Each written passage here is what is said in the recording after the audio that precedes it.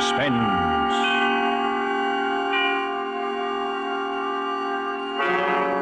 Tonight, Roma Wines bring you the distinguished actor Mr. J. Carroll Nash, a star in Footfalls, a suspense play produced, edited, and directed by William Spear. And with the drama called Footfalls, and with the performance of Mr. J. Carroll Nash, Roma Wines hope indeed to keep you in suspense.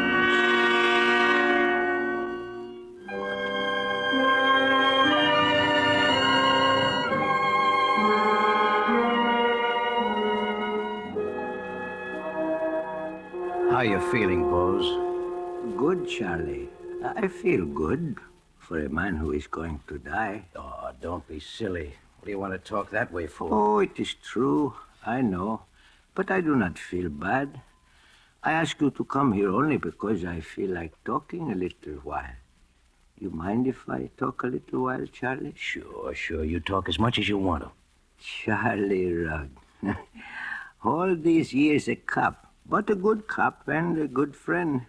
You know I'm your friend, Bose. Yes, I know it. All these years I knew it. All those years when I keep silent, waiting to kill a man. There are not many people now who still remember my Manuel. But you remember, even when he was a little boy. Yes, perhaps it was true. I was too fond, too easy on him after his mother died. But it was only because he was not so strong. And he was a good boy. Always Manuel was a good boy. You were like the others too, Charlie, the way you thought of him, but you, I know it was because you were afraid he would bring sorrow to all boys. I even remember the first time you were afraid, when he was just a little fellow. Papa, Yes, Manuel? what are you doing? What am I doing? Well, what I always do. I work. I mend shoes. How do you? What kind of questions do you ask me? How do I? You see, ever since you were a little baby, how I do. With my knife, my hammer, with the little nails. But how can you work when you can't see? Well, why do I have need to see when I have my hands and my ears? Papa, what is it like to be blind? Oh, it is not like anything. What I touch with my hands, what I hear with my ears, those things I see with my mind as well as you do with your eyes. Oh, it is nothing to be blind.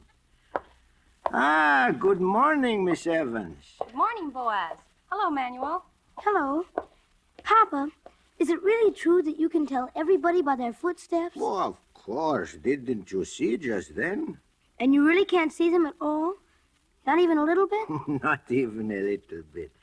To me, a footstep is as to you a face or a voice. Each one is different. That is how I know people and remember them, even for many years. All right. Tell me who's coming down the street now. But you mustn't look. Oh, somebody is coming now. Well. That is the easiest of all, Manuel. That is our policeman, Mr. Rugg. Now, am I right? Mm-hmm. Oh, hello, Charlie. You come for your shoes? No, just passing by. But I'll pick them up if they're ready. Well, not yet, Charlie. But you come back this afternoon, then they will be ready. Papa, can I have a nickel? Always a piece for the pocket, huh? Here's what I have. Now, you take a nickel out, huh? Thanks, Papa. Here, you young scamp. Let me go. Well, what is it? It wasn't a nickel he took. It was $50. Well, that was only a mistake. Huh, Manuel? You keep the $50. Now, go on. Run along. Thanks, Papa. Goodbye. I didn't mean to butt in between you and your young one, Bose, but I thought maybe you didn't... That I did not know. Oh, I knew. But Manuel, he needs things now, and he is not like other boys. Well, he's not so strong. Yeah, it's none of my business, but spare the rod, you know. He is a good boy. My Manuel is always a good boy.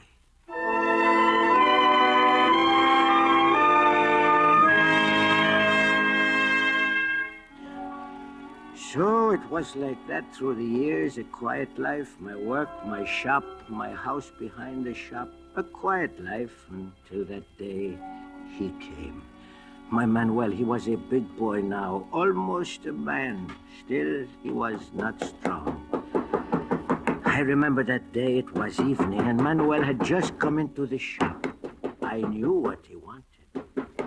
Hello, Pop. Oh, hello, Manuel. Well, have a good day today? Sure, pretty good. So, well, what were you doing today? Oh, just walking around and thinking. Thinking, Thinking about what? Just about people and things. They pay much for that kind of work, Manuel? You want me to get a job, Pop? Oh, Manuel, no. You do that when you want to. To work is good, but to think is good, too. You're a swell guy, Pop. Well, now, maybe a piece for the pocket, huh?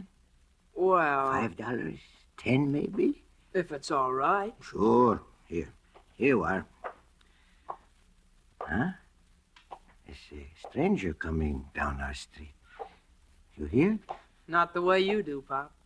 Why, he's stopping at our door, I think. Well, I think I'll be going, Pop. Yes, Manuel. Good night. Good night, Pop.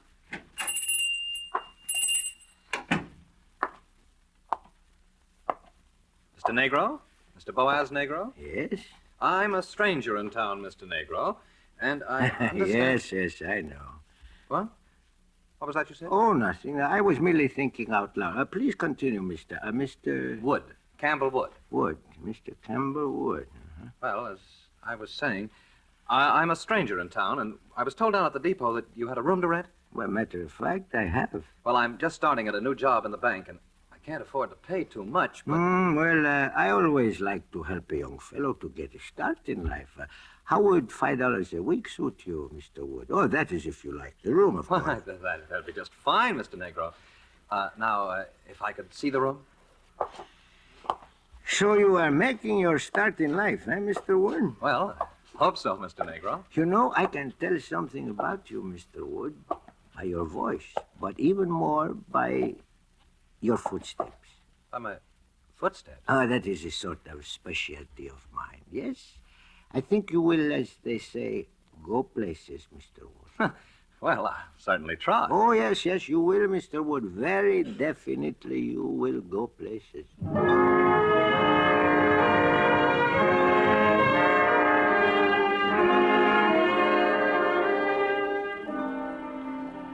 Yes, and I was right. He did go places, maybe even a little too fast, and there was talk. That fine young Mr. Wood who lived with old Boaz Negro, they said, what a contrast to that son, that Manuel, who did nothing. Then that night when he came home late. Oh, good evening, Mr. Wood. You are out rather late tonight. Yes, I had to attend a special Board of Trade meeting. And you're up rather late tonight yourself. Yes, I had to attend to my special shoes. Mr. Boaz, I'd like to speak to you. Well, do you need my permission? Well, this affair is none of my business. Well, go on. Well, darn it, I hate to see a hard-working man like yourself support a lazy son. Oh. Why doesn't he get himself a job? You know, my Manuel is not strong. Well, that's what I've heard you tell your friends, but he doesn't appear undernourished to me. Well, really, Mr. Wood, my Manuel is not too strong. Well, couldn't he learn your trade, then? Shoemaking? Well, it may be good enough for a blind man, but for Manuel... Well, I'm getting a bit tired, so I guess I'll be going upstairs. Oh, darn it! Getting as careless as a newborn baby. Now, let me see. Oh, dear. Gee whiz. Oh, I'm glad it's all here. I'm responsible, you know. Responsible for what? Why, for the gold I have in this sack. It's government money for the breakwater project. Indeed, but why have you... I know what you're thinking, Mr. Negro, but I'm keeping the money for the bank until tomorrow morning. You see, too many people in town know that we received the funds, and I don't trust that old safe we have down at the bank. Well, very, very clever, Mr. Wood. So you take the money home for you with safekeeping, and nobody is any wiser. Very clever. I rather think so myself. I'm glad I dropped the sack in front of you, Mr. Negro, because I know I can trust you as far as I can trust myself. Well, that is a fine compliment for an old cobbler, Mr. Wood. Well, I'm going upstairs now. Remember, I have your word. Yes, you have my word. What's that? Oh, well, a mouse, I suppose. I will have to set a trap. Is Manuel home? No, Mr. Ward. He is not here. Good night.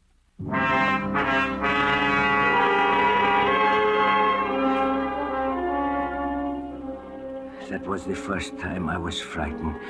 That was the first time I ever thought of such a thing. Manuel was home, and he has heard everything I thought. Manuel has heard the tinkle of gold. The tinkle of gold. Manuel. Yes, Pop? Did you hear, my boy? Yes, I heard, Pop. You won't say anything. Why should I? You are a good boy, Manuel. Are you short of money? Perhaps $10? Thanks, Pop, but I don't need it now. Well, are you sure, Manuel? A $5 or a $10? Not now, Pop. Some other time, huh? Sure, Pop. Sure, some other time. Some other time. My Manuel was a good boy. Yes, but I wished he did not know about the money. I tried to return to my work, but I could not. And suddenly I knew that I was listening. First I heard footsteps there in the house behind the shop. The footsteps prowling here and there, halting, advancing again. Then others pacing back and forth, back and forth. A door opened. A voice. Hello, casino or gin rummy? Sure, why not? The steps again. The door closing. And then silence. Oh, how I wished to know what that silence meant. And yet, though I wished to know stronger in me than that, I wished not to know. It was cold, and I pulled my old coat around me, still listening to the silence. A little later, I thought I heard a little sound like the rustling of the wind outside my shop. But I could not tell. And then, perhaps I dozed there in my chair. Smoke! Yes! There's fire in my house! Fire! Help! Fire! Fire! Fire!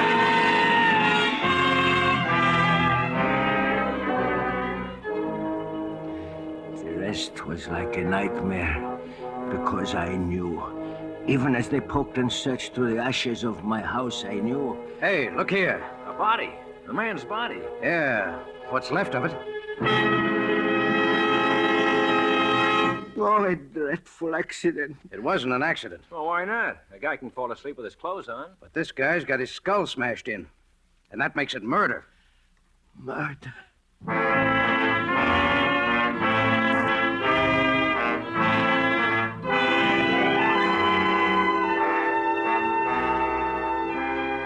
For Suspense, Roma Wines are bringing you a star, Mr. J. Carroll Nash, whom you've heard in the first act of Footfalls by Wilbur Daniel Steele, which is Roma Wines' presentation tonight of Suspense.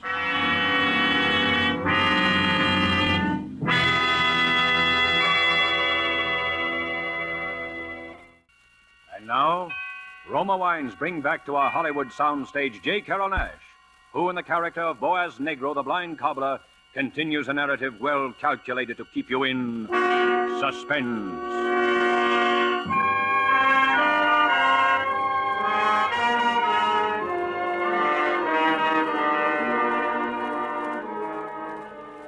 It is very kind of you to listen, Charlie. I feel suddenly so old. I feel that it is right for me to tell about it because sometime tonight I am going to go.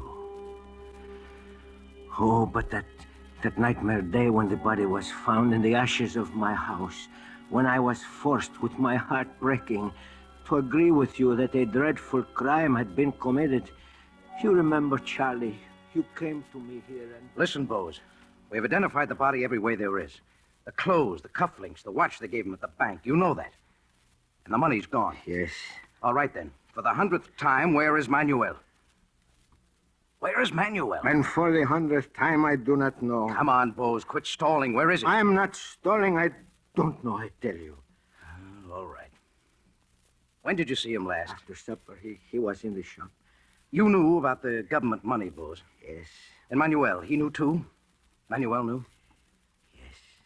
I see. Just as I thought. Well, you must not think those things about my Manuel, Chief. He is a good boy. What happened after you saw Manuel? Nothing. He went into sleep. I stayed in the shop and worked. I see. Did you hear anything, Bose? Yes, I heard the men moving about. What men? Mr. Wood upstairs and my son down here. Ah, then Manuel wasn't asleep. No, he was not asleep. Go on. A while later, the noises stopped, and We must know everything, Bose. well, a while later, Mr. Wood called down to Manuel and asked him if he cared to come upstairs and play cards with him. You heard him ask that? Yes. Are you sure it wasn't Manuel who asked Mr. Wood? It is as I said. I do not lie to you. All right, all right. Did Manuel go up to Mr. Wood's room? Yes, he went up. I see. How did you hear anything else after that? No, nothing. Nothing, hmm? Well? There is something else. Sometime during the night, I thought I heard something, footfalls perhaps, stealing past my shop. I see. That you wouldn't swear in court that you heard them. No, not in court or here in my shop. I cannot swear to something I am not sure of. Bose, you're a good man. We don't want to cause any trouble, but you understand a man has been murdered, government funds are missing, and your son is gone. What else can we think? As far as I'm concerned, it's an open and shut case. I've issued a warrant for Manuel's arrest. No, you cannot. Yes. And if you know where he is, it'll go easier for him if you pass on that information. I've told you all I wish to tell. All right, be stubborn. Stubborn. Do you wish me to dance a jig? I tell the truth and you do not believe me. What more can I do? Gosh, put yourself in my place, Bose. This is serious business. And will you change places with me? I have lost everything. My house, even my honor. My only son. Well, I'm sorry.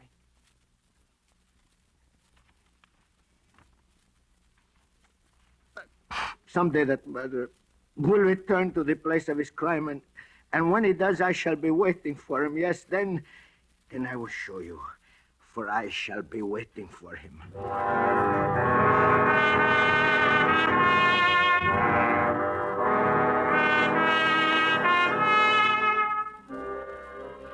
To questions, I gave no answer. To threats, I gave no heed. I scarcely heard them, for my ears were deaf to all sounds save one.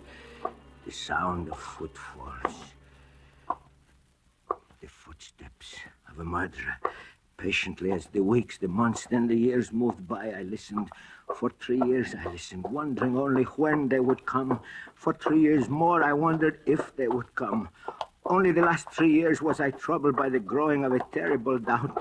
Suppose the steps had come and gone and I had not heard. Suppose I were to make a mistake. Suppose my ears should fail me and I could not remember. Could not remember. From that first hour of doubt, every waking moment, yes, even in my dreams, I lived in a nightmare of echoing, jumbled footsteps. Footsteps slow and halting, footsteps quick and running, pounding heavy footsteps, and those light as a cat's tread, more, faster, footsteps, footsteps.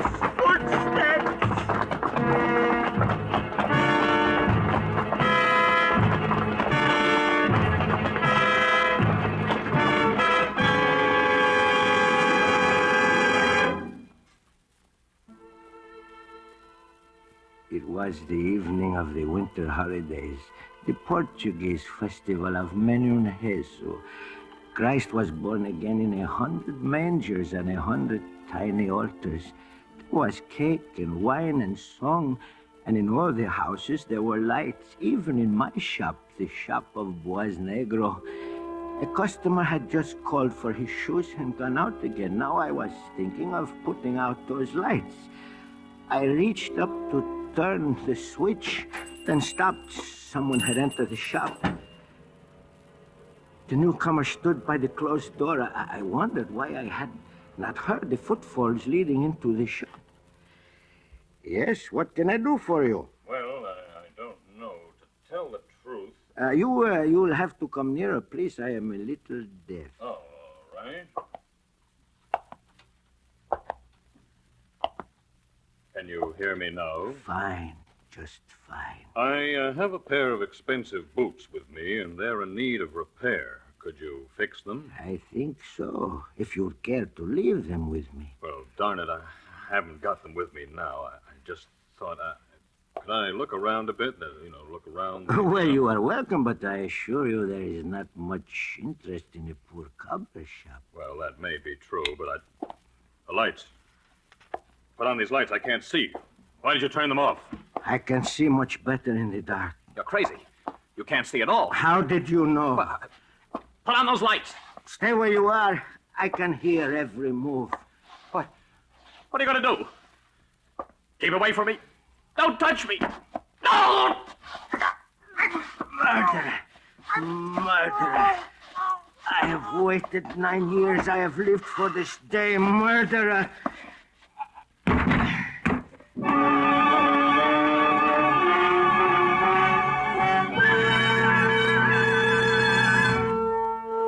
Then as he died, suddenly I realized this man that I had killed has a beard. A full beard over his face, over his throat where my fingers strangled him. Could have been wrong, but no, the footsteps I was certain of. Then perhaps others would not know him for who he was. If suddenly I knew what I must do. That his last cries had been heard, I knew, for I could hear the crowd gathering outside my locked door. But I set about my task as carefully as though he had been alive. With a sure, unhurried touch, I continued at my work, even as you battered at the door. All right, stand back, all of you. Stand back. there now. Come on, Martin. Yeah, all right. Lord only knows what we will find in here. Bose! Dark as pitch. Bose, where are you? Put on the lights, Martin. I can't find... Oh, here it is, Chief. Yeah, that's much better. Bose! Bose, what are you doing there on the floor? Bose, you all right? Chief, he's shaving someone. Bose, what are you doing there? It's all right, Charlie. I'm through. I'm through. Now, tell me, is it that murderer? This guy on the floor is dead, Chief. Strangled. Tell me, is it that murderer? Manuel, Bose? You mean Manuel, not Manuel? I told you my Manuel was a good boy. But I ask you, is it that murderer? Well, good Lord. What's up, Chief? That man on the floor. It's Campbell Wood. The bank fellow we thought was burned. Burned? Him burned? No, it was my boy that was burned. That murderer killed my boy. He put his clothes on him and set fire to my house. I knew that all the time. Why didn't you tell us all this before? And have you laugh in my face? Could I tell you that I thought those footfalls moving along the side of the shop belonged to Mr. Wood? A blind man with crazy ideas, you would say. Could I stop him and ask where he was going? If I were not blind, he would have killed me too. No, it was not my son that ran away. It was this murderer all the time. But I told you he'd come back. And I killed him. I showed you. Now you can hang me for my crime.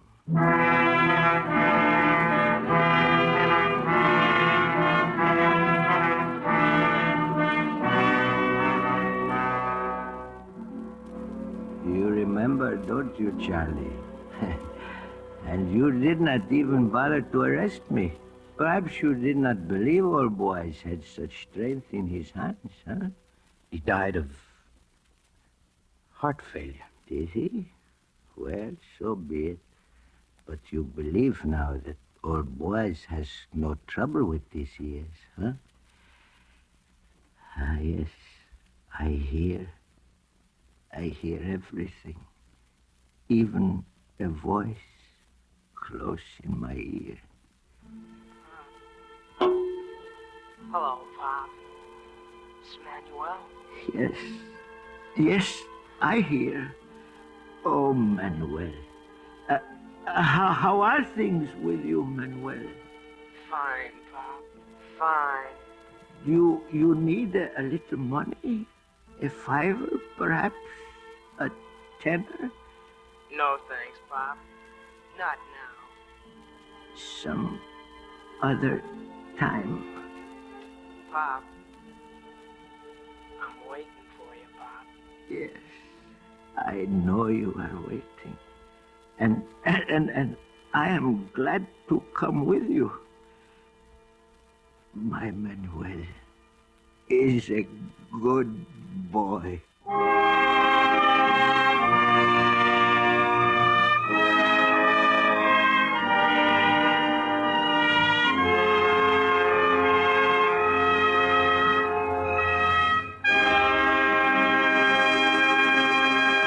And so closes Footfalls, in which Roma Wines have brought you J. Carroll Nash as star of tonight's study in Suspense. J. Carroll Nash appeared through the courtesy of Paramount Pictures and is currently being seen in their production, A Medal for Benny.